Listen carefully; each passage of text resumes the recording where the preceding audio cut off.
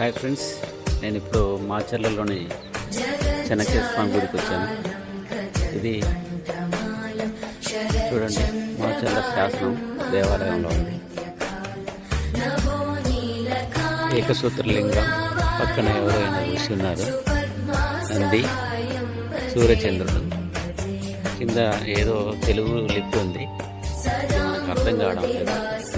చాలా పురాతనమైన గ్రాంధిక భాషలో రాయడం వల్ల మనకి ఇక్కడ ఏం రాశారో మనకి కనిపించడం లేదు.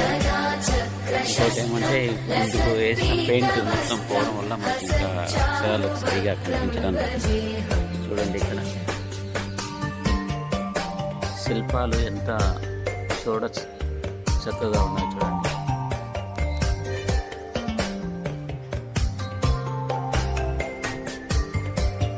ఎన్నో వందల సంవత్సరాల ఈ శిల్పం ఇలాగా ఉండడం వల్ల ఈ రాయి కూడా తాండూరు రాయి టైప్ పోలి ఉంది కాబట్టి ఇది గాలికి వెంటకి కొద్దిగా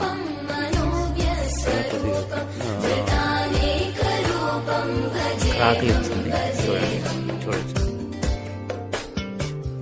అందువల్ల ఇక్కడ ఏం రాశారో మనకు అర్థం కావడం లేదు. తెలుగు అయితే ఉంది కానీ తెలుగు కన్నడ విషయం ఉన్నట్టు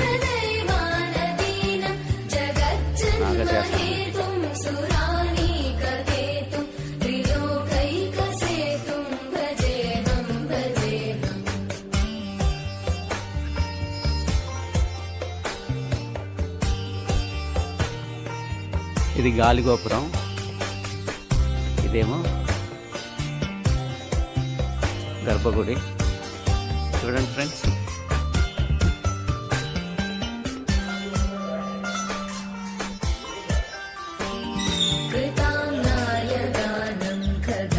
ఇప్పుడు 5:15 అయింది, ఇంకా ఈ దేవాలయం ఓపెన్ కాలేదు.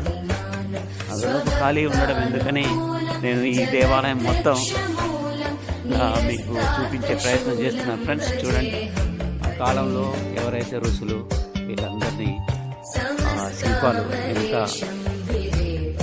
చక్కగా శిల్పకారులు చెక్కారో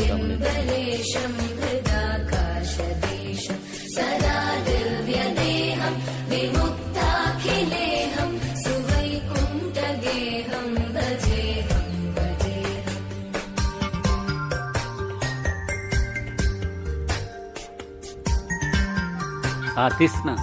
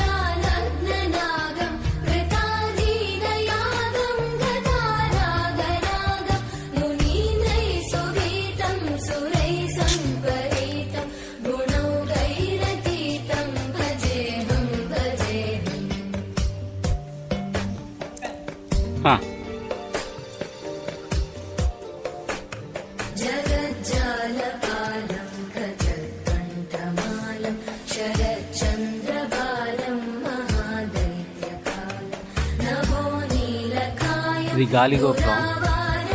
ఇక ఇదేమో మెయిన్ ఎంట్రన్స్ లోపలికి వెళ్ళడానికి. చూడండి, విష్ణు యొక్క దశావతారాలు ఈ పైన కనిపిస్తున్నాయి. ఒకటిగా ఆంజనేయుడు ఈ క్షేత్రపాలకుడిగా ఉన్నాడు. చూడండి, క్షేత్రపాలకుడు ఆంజనేయ స్వామి. ఎవడైనా వచ్చాడంటే వేసి పారేస్తాడు ఆయన.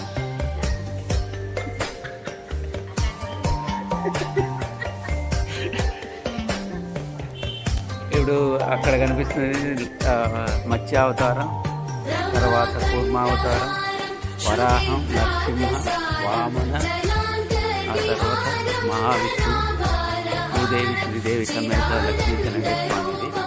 ఆ తర్వాత పరశురాముడు,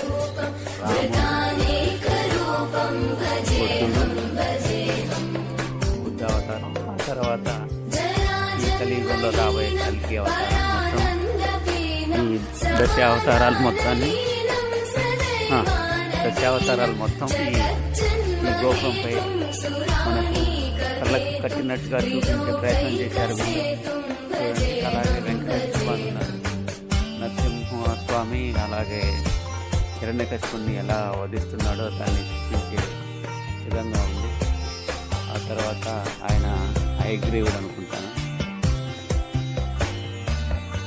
ఆ తర్వాత ఆయన గరుడ వాహనంపై శ్రీ మహావిష్ణువు గజేంద్ర మోక్షాన్ని ఇక్కడకు మనకు కళ్ళకు కట్టే విధంగా అలాగే శ్రీరాముడు తన భుజాలపైన ఎక్కించుకొని హనుమంతుడు ఎగిరే సన్నివేశం.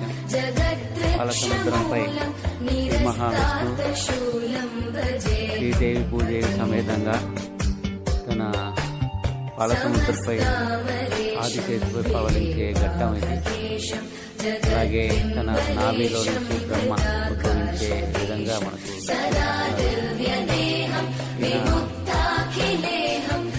ఆ పక్కన ఉంది సుఖ మహర్షి. మన శాస్త్రాలలో ఆయనకు చాలా ప్రాచుర్యం ఉంది. ఈయన మనకు భాగవతాన్ని మొత్తం మనకు చెప్పడం జరిగింది. సుఖ మహర్షి వల్లనే మనకు ఈ భాగవతం మొత్తం చెప్పడం జరిగింది. పరీక్షిత్కి సుఖ మహర్షి ఈ భాగవతాన్ని మొత్తం ఆయన చెప్పాడు. అంటే పరీక్షిత్కి మరణం సంభవిస్తుంది శాపవశాత్తు, దురదృష్టవశాత్తు ఒక శాపం వల్ల 7 రోజుల్లో మరణిస్తామన్న తెలియడంతో ఆ తర్వాత సుఖ మహర్షితో ఈ భాగవతాన్ని మొత్తం విన్నాడు. భాగవతం మొత్తం మనకు తెలియజేసింది సుఖ మహర్షి. ఈ సుఖ మహర్షి వచ్చేసి వ్యాసుని కొడుకు.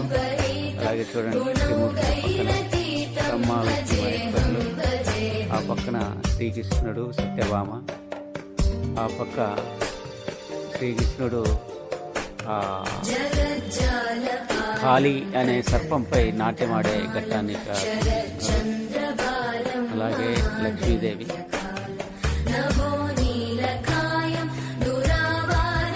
చూడండి, ఇది మాచర్లలో ఉంటుంది. అత్యంత పురాతనమైన దేవాలయాల్లో ఇది ఒకటి.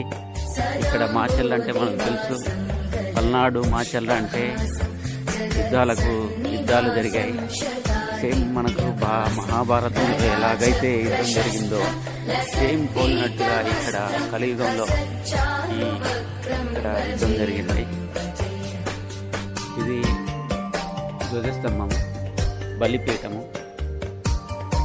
ఈ గండ దీపాలు. లోపలికి వెళ్తున్నాను ఫ్రెండ్స్.